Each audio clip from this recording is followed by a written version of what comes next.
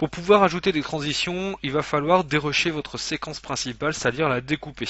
Donc on va faire un clic droit ici, on va faire fractionner le clip, et on va refaire un clic droit, fractionner le clip. Pour pouvoir ajouter des transitions, c'est très simple. Vous prenez une transition, vous avez ici l'effet en live, vous la prenez et vous la glissez ici à l'endroit où il y a la coupure. Vous avez ici un petit taquet vert qui apparaît, qui vous indique l'état d'avancement de votre transition. Donc on va regarder ce que ça donne. Voilà, vous voyez, ça rend bien. Donc on va prendre une transition par page. On va prendre celle-ci. On va la tester. On a toujours encore une fois, il est en train de calculer la séquence. On appuie sur lecture. Voilà. On va aller dans une troisième page pour ajouter une autre transition. On va prendre celle-ci. Là, il est en train de calculer la transition entre les deux séquences vidéo. Vous voyez, ça rend bien. On va prendre une autre page. On va prendre celle-ci par exemple. On va rester dans le même thème, dans le même style.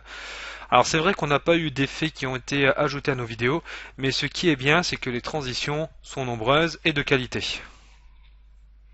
Je trouve qu'elles sont mieux travaillées que dans Windows Live Movie Maker, voilà, sans trop prendre de position pour un logiciel ou un autre.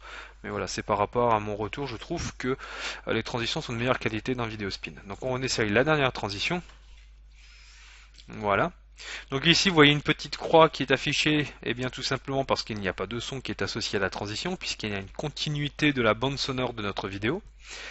Et là, vous allez vous dire, ben tiens, dans la formation Windows Live Movie Maker ou dans d'autres logiciels de montage vidéo, j'ai la possibilité de modifier le temps qui est imparti à la transition. Effectivement, au premier abord, nous ne l'avons pas. Donc je peux sélectionner et faire un clic droit, je n'ai pas la possibilité de modifier le temps de ma transition. Eh bien c'est très simple, c'est intuitif, j'ai ma transition, j'ai juste ici qu'à déplacer le curseur qui correspond à ma transition. Donc là, il est en train de recalculer la transition entre les deux séquences vidéo.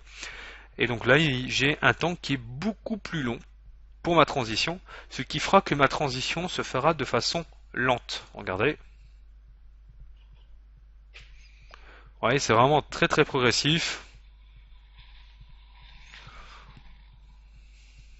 Voilà, là on a même l'impression que l'avion pousse la séquence, donc l'effet est vraiment sympa sans le vouloir.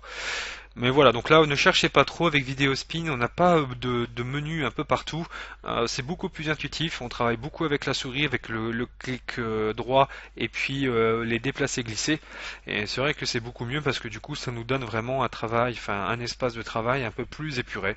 Après c'est un choix, après on aime ou on n'aime pas, mais moi je trouve que c'est quand même plus intuitif de cette façon-là. Je vous donne rendez-vous dans notre prochaine partie concernant Videospin, donc cette fois-ci qui sera plus orientée pour le texte et le son, donc le titrage et la bande sonore de notre montage vidéo. Allez, à tout de suite.